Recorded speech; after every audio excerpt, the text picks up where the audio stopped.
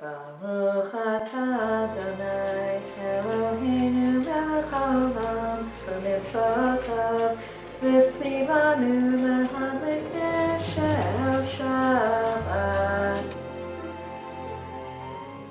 What is Shabbat? Shabbat is the Jewish Sabbath. It starts Friday at sundown and it ends Saturday at sundown. During this period of time, Jews are commanded to have a Shabbat dinner. There are several rituals to go through and there's often traditional food.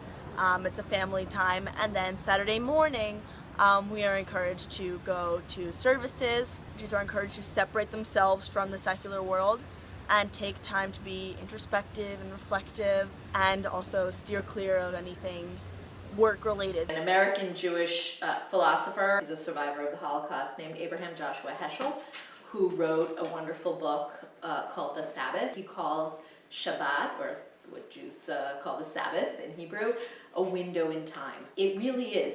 It's more like a place.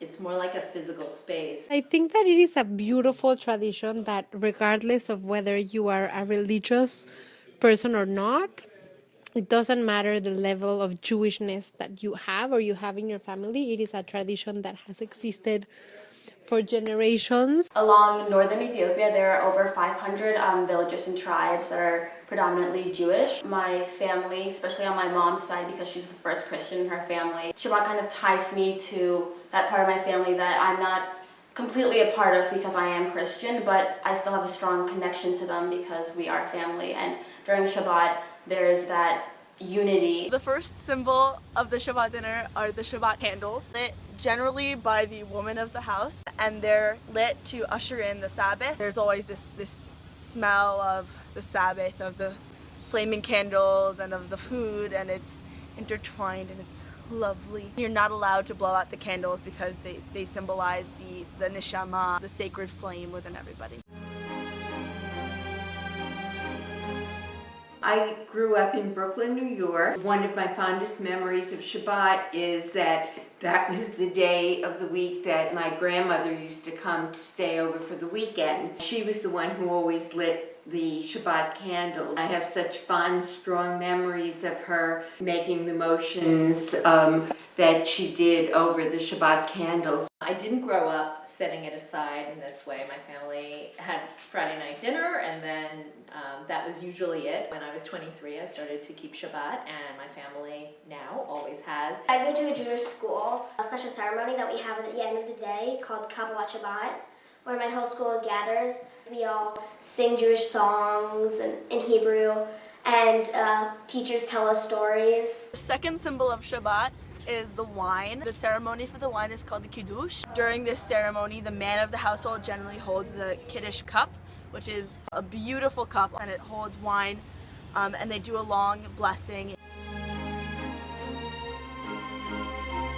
It really, to us, is a chance, because we're obligated to be free from our normal obligations. I don't work, my husband doesn't work, my kids don't do homework. We definitely separate it from every other day because we always have our Shabbat meals together. We have special foods, we often have guests.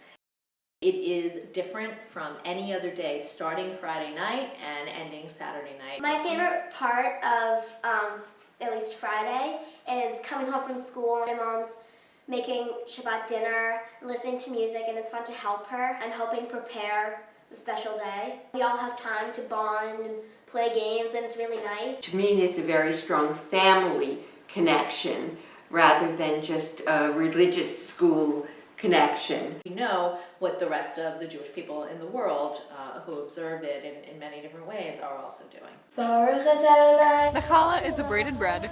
That is the third symbol of Shabbat. There's a prayer for it, and it's usually said by the youngest member of the family. The connecting aspect that sort of creates this continuous flow throughout the ceremony and throughout all Jewish ceremonies is the language, which is Hebrew, or in Hebrew is called Ivrit. It's our historical language, so there's this haunting memory of our ancestors who have used it before us. It has a beautiful tonality to it, but it also is imbued with this inherent meaning for any Jew. Most Havdalah candles, not all, have 6 strands. So they're the 6 days of the week that come together and create Shabbat.